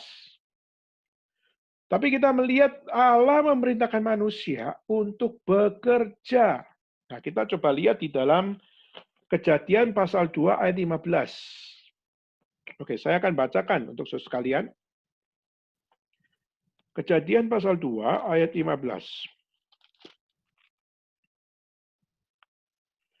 Tuhan Allah mengambil manusia itu dan menempatkan dalam Taman Eden untuk mengusahakan dan memelihara taman itu. Nah, mengusahakan dan memelihara taman itu adalah sebuah bentuk kerja. Jadi, mengusahakan dan memelihara taman itu adalah bentuk kerja. Itulah kenapa berarti manusia punya tujuan di dalam mereka diciptakan. Yaitu mereka diciptakan untuk bekerja. Nah, pertanyaannya pekerjaan apa yang harus dikerjakan oleh manusia? Nah, kita melihat di sini, Tuhan mengambil manusia itu, Tuhan menempatkannya, dan mereka disuruh di Taman Eden untuk mengusahakan dan memelihara. Coba perhatikan, saudara. Tuhan Allah mengambil manusia itu. Tuhan Allah menempatkan. Berarti apa? Ada purpose yang Tuhan berikan. Jadi ditempatkan di mana itu adalah tidak lepas dari rencana Tuhan. Dan ditaruh di mana itu juga adalah tidak lepas dari rencana Tuhan. Jadi saudara, waktu kita hari ini bisa berada di kota ini, bisa di kota itu, kita bisa kerja ini, kita bisa kerja itu ada rencana Tuhan. Maka itulah kenapa waktu kita, saudara, kita mungkin hari ini banyak bergumul, yaitu apa? Tuhan, saya kerja di mana ya Tuhan? Atau saya Tuhan sekolah di mana ya? Atau saya Tuhan pelayanan di mana ya? Saudara, kadang-kadang kita bingung dan kita merasa insecure. Kenapa? Karena kita tidak punya pegangan. Tapi kita harus percaya. Yaitu apa? Yaitu kita harus mengikuti apa yang Tuhan tentukan. Tuhan tentukan untuk ditempatkan di sini atau ditempatkan di situ. Nah, saudara, itu perlu adalah hal yang perlu kita gumulkan dengan serius. Nah, pertanyaannya gimana saya tahu ini adalah dari Tuhan atau bukan? Nah, saudara, as long as kita tempat berada di pekerjaan yang baik, kita tidak melakukan dosa di tempat itu, dan kita waktu ditempatkan di tempat tersebut, kita justru melakukan apa yang benar, apa yang diperkenan Tuhan, percayalah bahwa itu adalah yang Tuhan mau kita lakukan. Tapi kalau kita berada di dalam satu tempat kerja, di mana kita justru akhirnya dihimbau untuk melakukan hal yang nggak benar, atau di tempat kerja itu kita justru disuruh untuk melakukan hal yang tidak setia dengan kebenaran firman, kita disuruh berdosa, kita disuruh melakukan hal yang nggak diperkenan oleh Tuhan, maka sudah kemungkinannya adalah dua. Pertama, Tuhan memang tempatkan saudara di situ untuk membawa transformasi bagi mereka. Atau kedua adalah apa? Kedua adalah itu adalah tempat yang membuat saudara untuk harus mengambil decision making untuk keluar. Saudara, setiap kali saya pelayanan jemaat, kadang-kadang ada sharing, Ko Daniel, saya kerja di perusahaan ini. Oh, puji Tuhan. Tapi saya punya masalah. Masalahnya apa? Saya perempuan. Lalu kenapa? Bos saya itu sudah pingin cari kesempatan untuk tidur sama saya. Dia pingin untuk saya pergi ke kamarnya dia. Lalu pingin untuk supaya dia hibur bosnya dan sebagainya. Saya langsung mengatakan itu tempat kerja tidak benar. Keluar dari situ. Nah, saudara, dan akhirnya anak itu keluar. Dan benar-benar kita waktu dia keluar, akhirnya ketahuan beberapa teman kerjanya sudah ditiduri oleh bos tersebut. Nah, ini satu fakta, Saudara. Dan ini akhirnya menunjukkan betapa kita disuruh Tuhan untuk kerja, tapi kita bukan bekerja dan untuk melakukan hal hanya untuk cari makan, lalu menghalalkan segala pekerjaan untuk memuliakan Tuhan. Tidak. Kita memang harus cari makan. Kita memang harus kerja untuk supaya membiayai keluarga dan sebagainya. Tapi kita juga harus untuk tahu bahwa apa? Waktu saya kerja, dan waktu saya melakukan apa yang Tuhan mau saya lakukan, tapi di tempat kerja saya justru dilakukan adalah hal-hal yang tidak berkenan, maka doalah sama Tuhan. Apakah Tuhan mau saya jadi ahli transform adalah bagian dalam transformasi untuk tempat ini, atau kedua adalah saya justru menjadi budak dosa di sini. Kalau saudara justru melihat potensi saudara di budak dosa lebih besar, maka saudara harus tinggalkan tempat kerja itu. Maka ini serius, saudara. Kenapa? Jika tidak, saudara sudah akhirnya jatuh dalam sebuah kemalasan. Kemalasan yang lebih paling serius yaitu apa? Kemalasan melakukan apa yang diperkenan Tuhan. Kemalasan untuk sensitif memperjuangkan apa yang benar di hadapan Tuhan. Maka bekerja adalah harga mati bagi Tuhan untuk kita kerjakan. Nah, kalau kita nggak kerja gimana? Nah, saudara saya minta untuk satu teman kita bacain. Saya minta Nelson bacain Amsal 21 ayat 25 dan Amsal 26 ayat 14. Coba bacain. Amsal Amsal 21 ayat 25, si pemalas dibunuh oleh keinginannya, karena tangannya enggan bekerja. Oke, jadi keinginan, sebentar ya. Jadi kemalasan itu berkaitan dengan keinginan. Jadi kalau dalam ayat 25 ya, dikatakan si pemalas dibunuh oleh keinginannya. Jadi sebenarnya waktu kita malas, kita tidak ingin kerja. Dan karena kita malas, tidak mau kerja, di sini maksudnya adalah tidak mau mengerjakan apa yang Tuhan tentukan. Tidak mau mengerjakan apa yang Tuhan suruh untuk bekerja. Maka dikatakan tangannya enggan bekerja. Maka apa? Dikatakan keinginan malasnya sudah membunuh si pemalas. Jadi bekerja adalah harga mati bagi siapapun. Tidak peduli saudara student, tidak peduli saudara adalah pekerja, pelayan Tuhan. Bekerja adalah vocation yang paling basic diberikan bagi semua. Maka mari kita cross-check sama diri kita sendiri. Saya apakah sudah melakukan pekerjaan yang Tuhan perintahkan? Kalau saya jadi mahasiswa, saya sudah melakukan apa di dalam perintah Tuhan sebagai seorang mahasiswa? Dan saudara, salah satunya adalah apa? Saudara bisa menjadi mahasiswa yang memberitakan Injil kepada sesama teman-temanmu. Saudara bisa menjadi seorang mahasiswa yang di satu sisi saudara tidak over, tetapi saudara bisa menunjukkan kesaksian hidupmu kepada teman-teman, sehingga waktu teman-teman tanya, kamu kenapa begini, kamu kenapa begitu? Karena saya orang percaya. Dan mereka mulai satu demi satu bisa melihat the uniqueness of the Christian life. Dan akhirnya bisa belajar untuk jadi berkat. Ya. Tapi kalau jadi Kristen sama nggak Kristen sama-sama males. Kristen nggak Kristen sama-sama nggak kerja. Kristen nggak Kristen sama-sama keinginannya membunuh dirinya. Maka itu adalah kemalasan yang sinful. Ya. Oke, 26 ayat 14, coba. Bacain lagi, Nelson. Seperti pintu berputar pada engselnya, demikianlah si pemalas di tempat tidurnya. Oke, di situ pemalas yang tidur, tidak bekerja. Bukan berarti tidur itu tidak boleh, saudara. Tetapi tidur yang tidak pantas, istilahnya itu apa? Tidur yang bukan waktunya. Waktu kita tidur, tapi tidur itu di luar batas. Maka itu adalah sesuatu yang juga killing us. Itu juga bisa membunuh kita, gitu ya. Nah, ayat 14 tadi yang dibacakan yaitu seperti pintu berputar pada engselnya, demikian si pemalas di tempat tidurnya yaitu apa? Yaitu dia menikmati tidurnya itu sampai tidak tahu, tidak merasa punya tanggung jawab, ya. Jadi akhirnya itu orang yang nggak kerja, orang yang tidur dan juga malas, itu adalah orang yang pasti Tuhan katakan itu adalah dosa yang besar.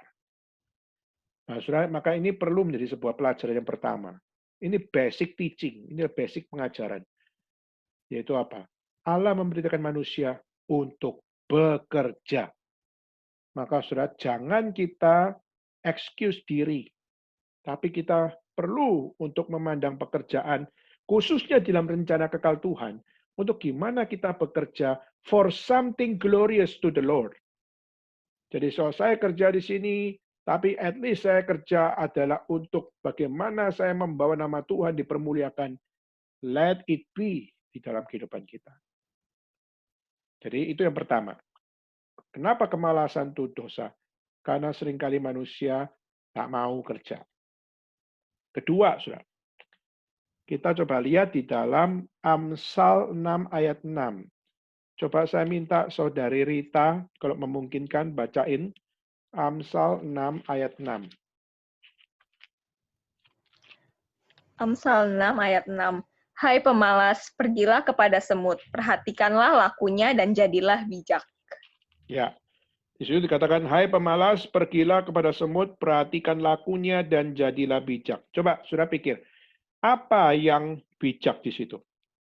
Apa yang menjadi keunikan pada lakunya? Ada yang bisa komen? Semut itu lakuannya apa? Lalu kebijakannya apa? Kok kenapa manusia sampai harus belajar dari semut? Gimana menurut saudara? Kenapa semut perlu diperhatikan lakunya? Emang kelakuannya kenapa? Ada yang mau memberikan respon? Silakan. Dan kenapa dari semut justru dikatakan pergilah kepada semut dan jadilah bijak, saudara. Saudara, kalau kita melihat semut justru adalah binatang yang kecil, tapi justru dia punya solusi di dalam setiap kesulitan yang dia hadapi. Dan solusi yang dia lakukan adalah sesuatu yang sangat penting dan dilakukan secara continuously karena mereka tahu bahwa apa? Bahwa segala sesuatu ada masanya. Jadi, semut tahu kapan musim panas, musim dingin, dan juga musim kemarau, musim musim semi, dan dia juga tahu bagaimana untuk menimbun makanan. Bagaimana harus mempersiapkan makanan. Bagaimana bisa memikirkan masa depan, tanggung jawab terhadap keluarga dan teman-temannya, sehingga saudara mereka juga punya satu pemikiran bahwa apa? Bahwa untuk mempersiapkan segala sesuatunya ini, butuh sebuah hal yaitu apa? Kita tidak bisa pikir sendirian, tapi bisa sama-sama untuk membangun ini. Jadi istilahnya itu bekerja, tapi bekerja bukan cuma untuk diri sendiri, tapi juga bekerja untuk orang lain. Bekerja sama juga bukan oleh diri sendiri, tapi juga sama orang lain. Sama-sama membangun solusi, sama-sama membangun tanggung jawab, sama-sama memikirkan masa depan, sama-sama peduli, dan sama-sama saling menolong satu dengan yang lain. Nah, saudara, itu adalah bijaksana. Dan itulah hal di mana kita melihat semut, lakunya dia adalah yang mengajarkan kebijakan bagi kita. Nah, ini perlu menjadi sebuah hal, yaitu apa? Bagaimana kalau Alkitab suruh kita belajar dari semut, maka kita bisa belajar bagaimana semut membangun solusi, atau bagaimana semut membangun sebuah kreasi, dan maupun juga semut bagaimana berkoordinasi. Saudara akan melihat bagaimana ini menjadi sebuah pelajaran yang baik. Hari ini saya mungkin kurang waktu untuk bahas khusus untuk belajar dari semut. Mungkin next time kita bisa bahas khusus untuk hal ini. Cuma paling enggak kita bisa melihat bagaimana Alkitab mengajarkan kepada kita, yaitu apa? Yaitu hikmat bijaksana yang bersifat teologis, filosofis, aplikatif, itu semua ada di dalam kebenaran kitab suci.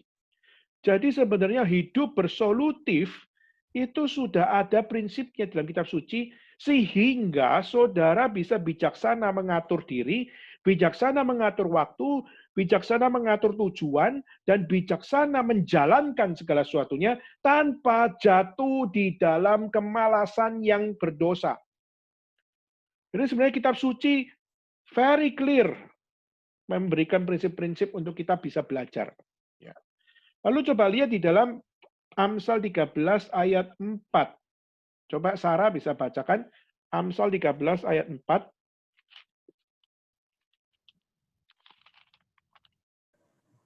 Amsal 13 ayat 4. Hati si pemalas penuh keinginan tetapi sia-sia, sedangkan hati orang rajin diberi kelimpahan. Oke. Hati si pemalas penuh keinginan tetapi sia-sia, sedangkan hati orang rajin diberikan kelimpahan. Nah, saudara perhatikan, kata hati orang rajin diberikan kelimpahan. Nah, ini juga salah satu kenapa bisa muncul statement ini.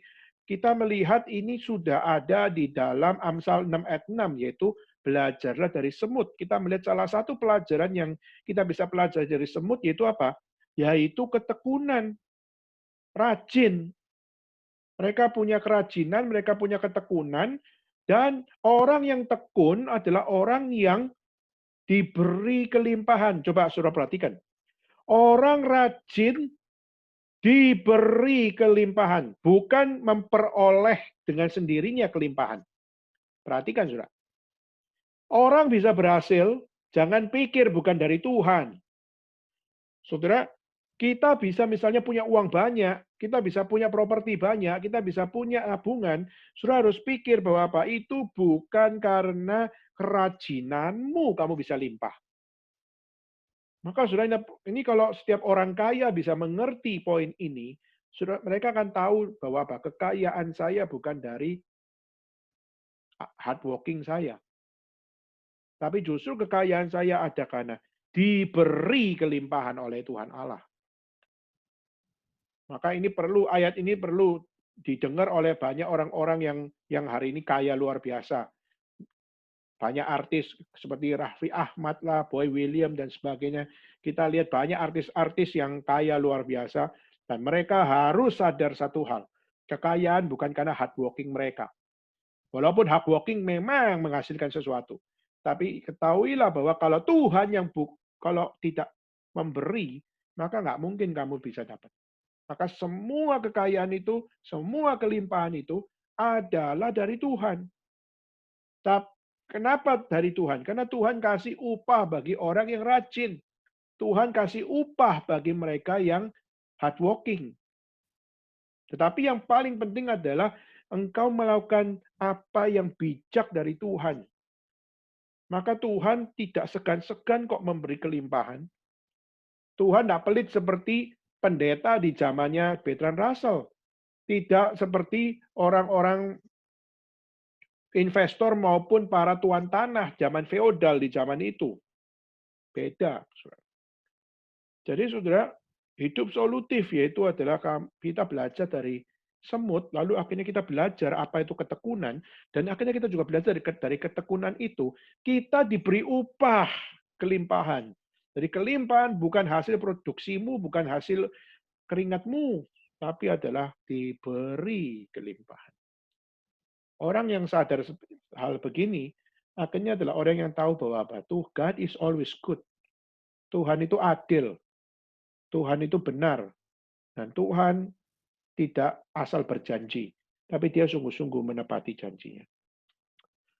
Oke, berikutnya Amsal 26 ayat 16. Oke, saya minta Vio bisa bantu bacain. Amsal 26 ayat 16. Amsal 26 ayat 16. Si pemalas menganggap dirinya lebih bijak daripada 7 orang yang menjawab dengan bijaksana. Oke, kita melihat si pemalas menganggap diri lebih bijak. Padahal ada 7 orang yang menjawab dengan bijaksana. Nah, ini menunjukkan bahwa apa? Bahwa bijak itu tidak bodoh. Kita melihat bijaksana, sudah ada orang menjauh dengan bijaksana, tapi si pemalas menganggap diri lebih bijak. Menganggap diri lebih bijak, menganggap diri, tapi dia bukan bijak, tapi menganggap diri, alias bodoh sebenarnya. Nah, bijak itu tidak ada pada pemalas. Jadi kita tidak bisa seperti Bertrand Russell mengatakan bahwa kemalasan itu ada yang negatif, ada yang positif. Nonsense, saudara. Kemalasan nggak peduli apa yang namanya negatif atau positif. Kemalasan adalah dosa. Kemalasan bukan yang bijaksana. Bukan berarti nggak boleh punya waktu senggang, nggak boleh punya rest. Saudara, kenapa? Alkitab pun juga mencatat Tuhan waktu menciptakan hari pertama, hari kedua, hari ketiga, kita melihat bagaimana Tuhan mencipta sampai hari ke-6. Dan kita melihat dalam kitab suci juga dicatat di hari ke-7 Tuhan beristirahat. Tuhan memakai waktu senggangnya. Tapi Tuhan tidak males, tapi Tuhan menetapkan hari istirahatnya. Jadi kita bisa mengatakan bahwa apa? Melakukan kehendak Tuhan itu ada rest-nya kok. Melakukan kehendak Tuhan itu ada istirahatnya kok. Jadi kalau kita dibilang, aduh Kristen itu cuma melakukan kehendak Tuhan, kerja terus, tidak pernah istirahat. Siapa bilang? Justru kita lihat kitab suci mengatakan Allah menyatakan istirahat di hari ke-7. Maka menunjukkan istirahat itu adalah sebuah konsep yang real. Berarti waktu senggang juga adalah sesuatu yang real. Tapi waktu senggang itu jangan meniadakan apa yang Tuhan sudah tetapkan. Istirahat boleh, tapi jangan meniadakan apa yang sudah Tuhan tetapkan. Tapi kadang-kadang kita perlu sadar bahwa apa? Ya memang kita adalah orang-orang yang terbatas, maka kadang-kadang kita perlu rest. Rest boleh, saudara. Tapi rest harus dibedakan dengan malas, saudara. Rest harus dibedakan dengan saudara. Beristirahat itu harus dibedakan dengan saudara tidak mau melakukan apa-apa. Contoh, saudara. Saya pernah satu kali ikut kelas, saudara. Saya pernah sekali ikut kelas dari profesor yang saya ingat namanya adalah Profesor Samuel Ling. Jadi Profesor Samuel Ling adalah seorang Chinese, tapi dia sudah di Amerika sudah lama sekali, dan bahasa Inggrisnya very good. Sangat bagus banget.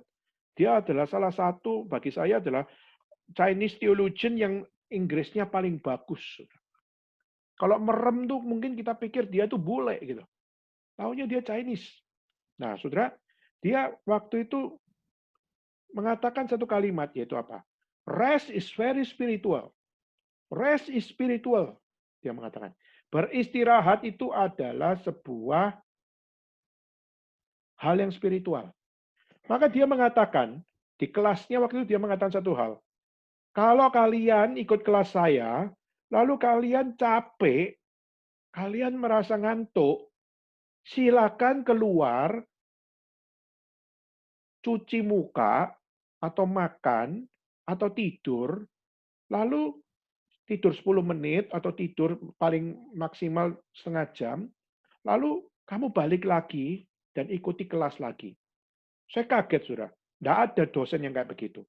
Jadi kalau kamu merasa bahwa kamu tidak sehat, atau kamu capek, atau kamu tidak bisa konsen, dan sebagainya, silakan keluar sebentar.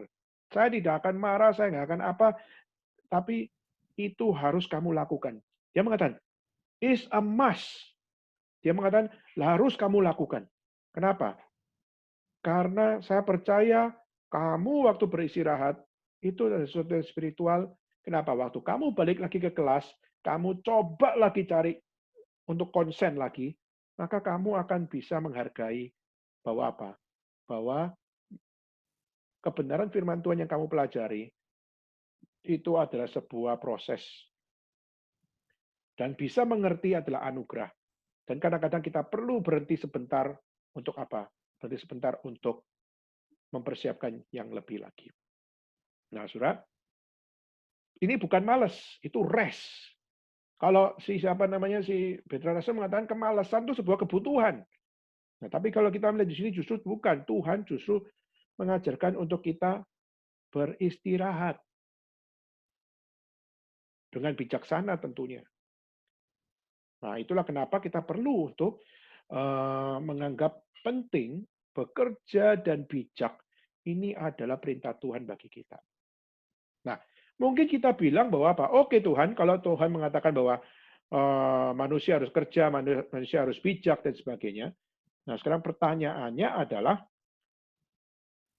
mampu nggak saya? Mampu nggak saya kerja?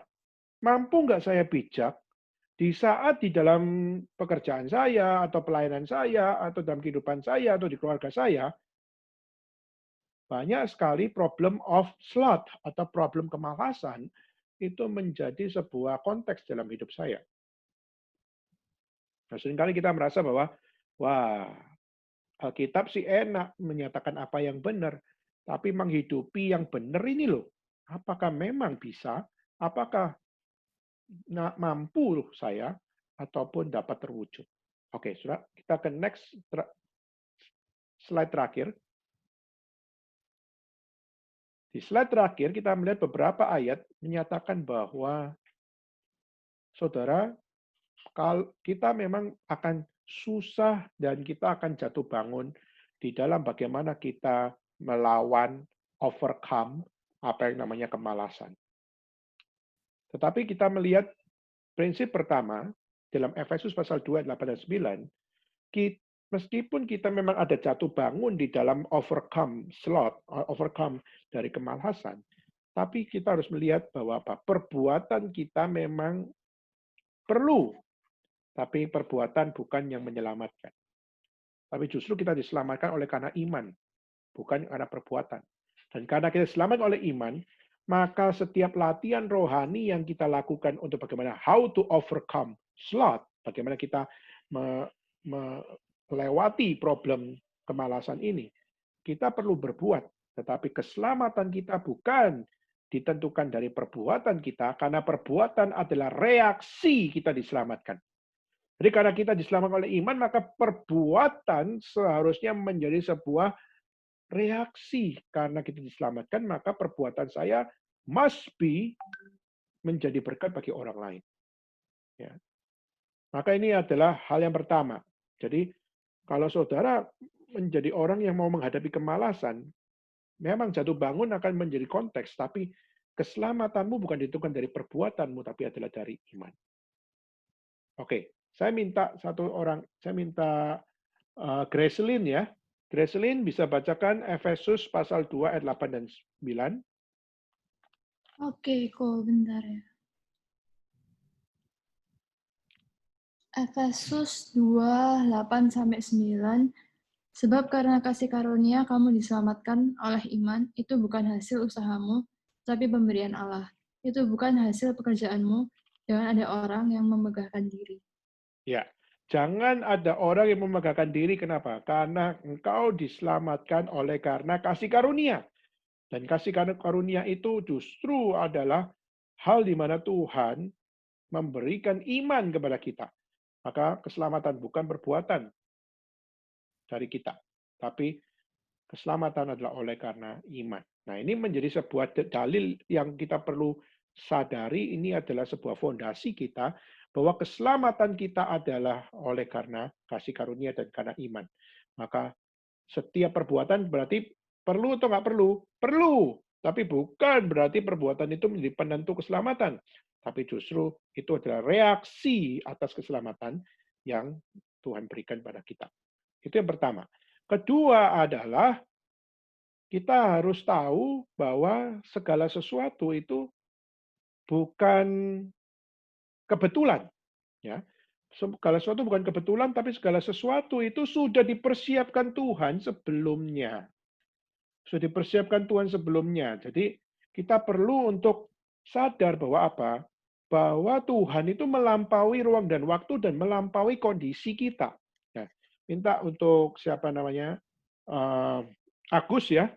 Coba Agus bacakan Efesus 2 ayat 10.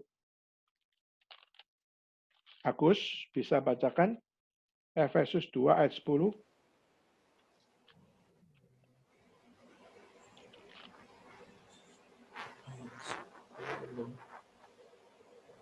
Efesus 2 ayat 10.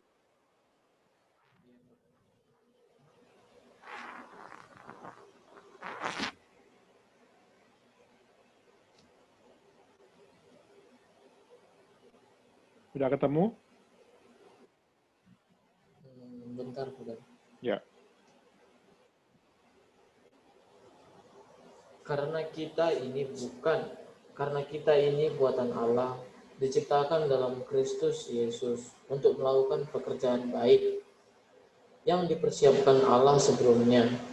Ia mau supaya kita hidup di dalamnya. Oke, thank you. Karena kita ini buatan Allah, diciptakan dalam Kristus Yesus untuk melakukan perbuatan baik yang dipersiapkan Allah sebelumnya. Ya. Jadi perbuatan baik yang Tuhan sudah persiapkan sebelumnya dan Dia lakukan itu supaya apa? Kita hidup di dalamnya. Hidup di sini pasti adalah hidup di dalam ketidaksempurnaan, karena saudara tidak mungkin sempurna menghidupinya, tapi di dalam pekerjaan baik yang dipersiapkan Allah, kita dilayakkan untuk masuk di dalamnya. Kita dilayakkan untuk menghidupinya. Kita dilayakkan untuk mencicipi keberkat Tuhan di dalam setiap jalan yang sudah Tuhan perbuat, jalan yang sudah Tuhan siapkan, perbuatan baik yang Tuhan sudah siapkan. Kenapa? Karena kita buatan Allah yang sudah ditransformasi oleh Kristus, ditebus oleh Kristus, maka perbuatan baik yang kita lakukan, bukan kemalasan tentunya, tapi adalah perbuatan di dalam pekerjaan dan juga perbuatan di dalam bijaksana, itu sudah dipersiapkan Tuhan sebelumnya. Jadi, saudara, nggak ada ruang bagi kita untuk berkata, ya, kerajinan, ketekunan adalah saya. No, sudah Tuhan siapkan sebelumnya. Perbuatan baik Tuhan sudah siapkan. Jadi before you, Tuhan sudah siapkan. Ya. Dan berikutnya adalah, kalau kita memang diselamatkan oleh iman, lalu kita sudah diselamatkan oleh kasih karunia, kalau gitu perbuatan itu fungsinya apa? Tadi saya sudah sebut, tapi nggak apa-apa, kita buka lagi. Kita lihat di dalam Yakobus. Ya. Coba saudara lihat di dalam kitab Yakobus. Minta Monica ya, Monica Beijing. Coba buka Yakobus 2 ayat 18 dan 26. Ya, sebentar.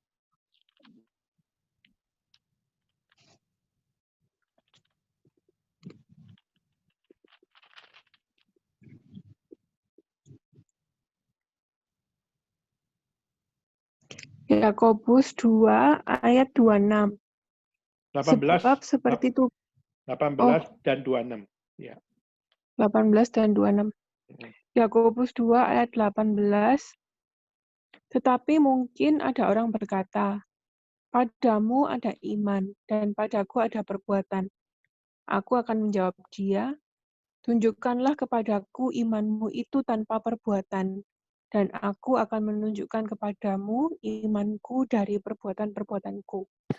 Oke, 26. Yakobus 2 ayat 26.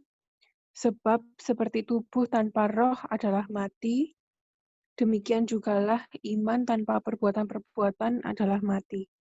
Oke. Jadi kita melihat iman itu sesuatu yang penting dan perbuatan juga adalah sesuatu yang penting. Tapi pertanyaannya adalah keselamatan saya ditentukan oleh iman atau ditentukan oleh perbuatan.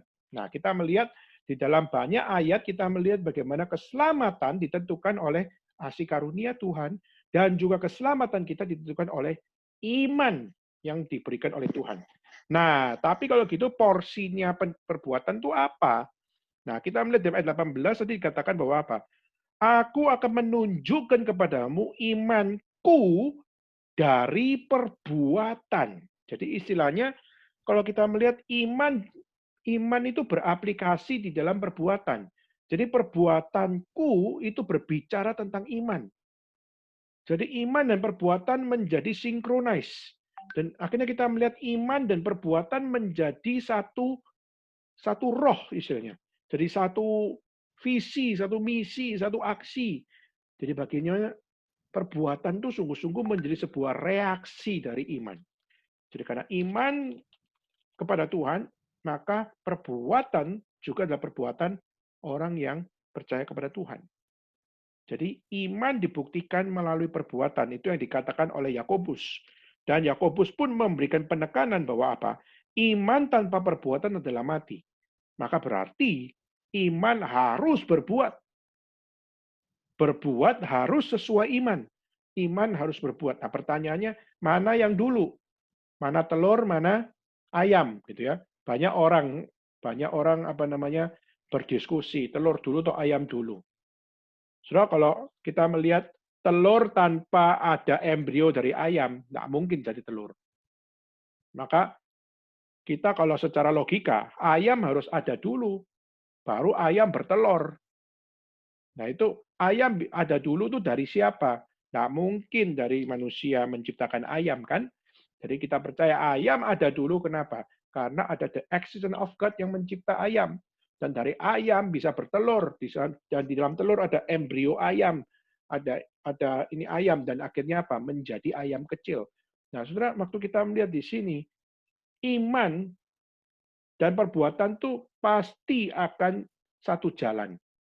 Jadi kalau saudara beriman tapi nggak dapat menjadi sebuah perbuatan, something wrong with your interpretation of faith. Saudara. Jadi kalau saudara beriman, tapi yang saudara imani itu tidak menjadi perbuatan, saudara mungkin dengan gampang salahkan imannya saudara. Tapi saudara harus jangan terlalu cepat salahkan imannya.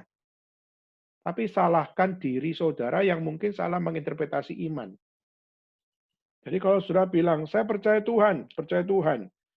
Kalau saya bilang, saya percaya Tuhan, maka mintalah, maka semua akan diberikan padamu. Maka akhirnya saudara minta kekayaan, saudara minta kesembuhan, saudara minta kesehatan. Saudara, bukan berarti tidak boleh, saudara. Tapi iman itu menembusi semua lapisan. Iman itu dibuktikan melalui perbuatan itu maksudnya bukan sekedar disembuhkan. Bahkan waktu saudara tidak disembuhkan sekalipun, dan saudara tetap setia kepada Tuhan, itulah perbuatan iman. Saudara tidak perlu membatasi Tuhan dengan mengatakan bahwa apa? Tuhan itu bekerja di dalam apa yang saya pandang sebagai benar. Jadi kalau saya sakit, saya disembuhkan, maka Tuhan itu ada. Tapi kalau saya tidak disembuhkan, maka Tuhan itu tidak ada. Itu penafsiran yang totally wrong. Saudara. Kenapa? Karena iman dibuktikan melalui perbuatan di dalam every second, di dalam segala kondisi. Maka iman tanpa perbuatan hakikatnya adalah mati. Adalah di saat iman tidak bisa dibawa di dalam aplikasi. Nah, saudara, iman yang benar pasti beraplikasi. Nah, kalau tidak bisa beraplikasi, berarti something wrong with your thinking of application. Atau saudara salah di dalam menafsirkan, atau saudara salah di dalam memahami, maupun saudara salah di dalam melakukannya. Ya. Nah, saudara, mungkin waktu kita melakukan apa yang diajarkan oleh Tuhan, lalu firman Tuhan mengajarkan tentang bagaimana beriman, lalu bagaimana bergantung kepada anugerah Tuhan, dan juga berbuat apa yang sesuai dengan iman, kadang-kadang kita capek. Ya, mungkin misalnya hari ini lagi rame apa? Misalnya hari ini lagi rame Ahok lagi rame, saudara. Yaitu apa? Yaitu di Pertamina dia temukan banyak sekali dirut-dirut yang nakal, ya. Jadi dia temukan banyak dirut-dirut yang sudah dipecat, yang sudah turun pangkat, tapi gajinya tetap gaji dirut, gitu istilahnya.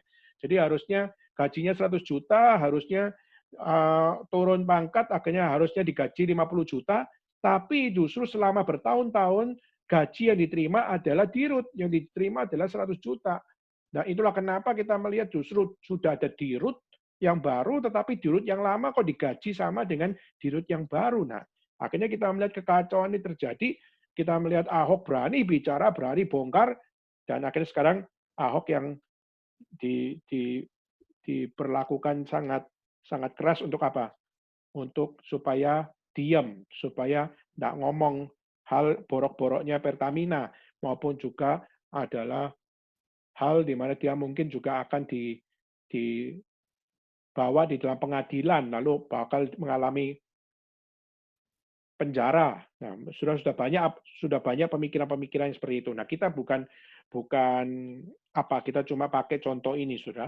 Kita cuma pakai contoh ini menunjukkan bahwa kadang-kadang kita untuk memperjuangkan sesuatu, memperjuangkan apa yang benar, memperjuangkan apa yang setia, memperjuangkan apa yang bersih. Kadang-kadang kita capek luar biasa. Kadang-kadang kita merasa lelah luar biasa. Kadang-kadang kita memperjuangkan apa yang benar kok kita dihina orang, kita diperlakukan tidak benar sama orang dan sebagainya. Yes. Saudara, kita percaya Ahok itu bukan orang yang sempurna. Kisah perceraian itu tetap menjadi aib, Saudara. Karena apa? Orang Kristen tidak menganggap perceraian adalah sesuatu yang diperbolehkan. Sampai hari ini kita pun harus berkata bahwa apa? Hal yang sebenarnya bisa diperbaiki adalah pada saat kita melihat seorang suami bisa mengampuni istri. Nah, itu adalah sesuatu yang seharusnya dilakukan oleh dia. Tapi kita juga melihat ada faktor-faktor yang lain yang dia sendiri bertanggung jawab di depan Tuhan, ya. Tetapi paling enggak sudah memperjuangkan kebenaran, memperjuangkan apa yang setia dan memperjuangkan apa yang dimau oleh Tuhan. Kadang-kadang kita sebagai manusia yang biasa ini tidak kuat hadapinya. Kita capek iman, kita capek secara manusia. Tapi saudara, kita melihat ada satu ayat dalam 1 Korintus pasal 15 ayat 58, dan biarlah ayat ini juga memberikan penghiburan bagi kita. Nah, saudara, saya mengajak saudara untuk bisa membuka di dalam 1 Korintus 15 ayat 58, dan saya minta untuk Rita tadi sudah baca ya?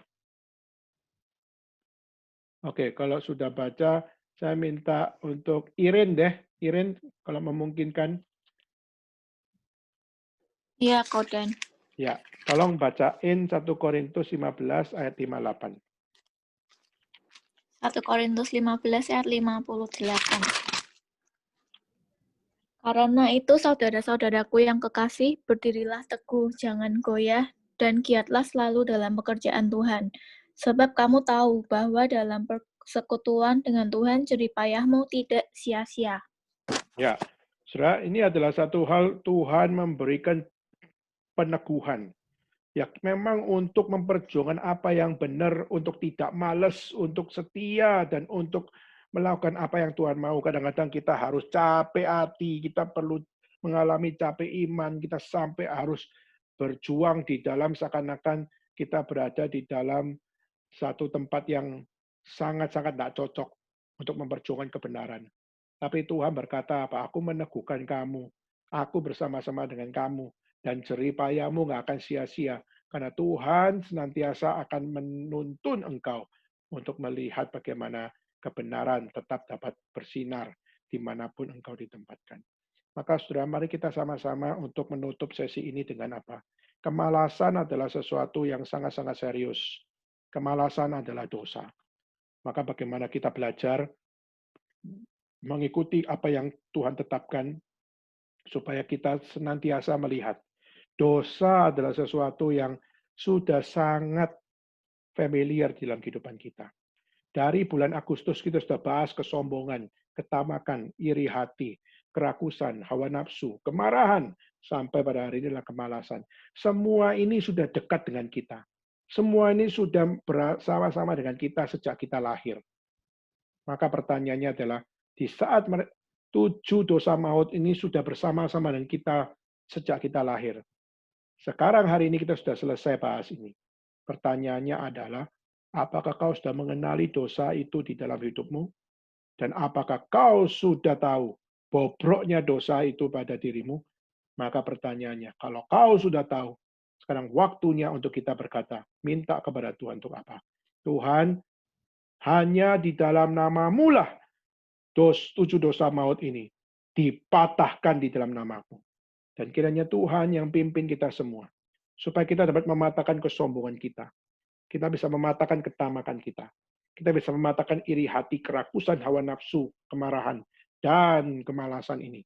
Kiranya Tuhan berikan keberanian, berikan kesucian, berikan bijaksana, berikan akan kemuliaan Tuhan, senantiasa dapat menerangi hati kita yang gelap ini.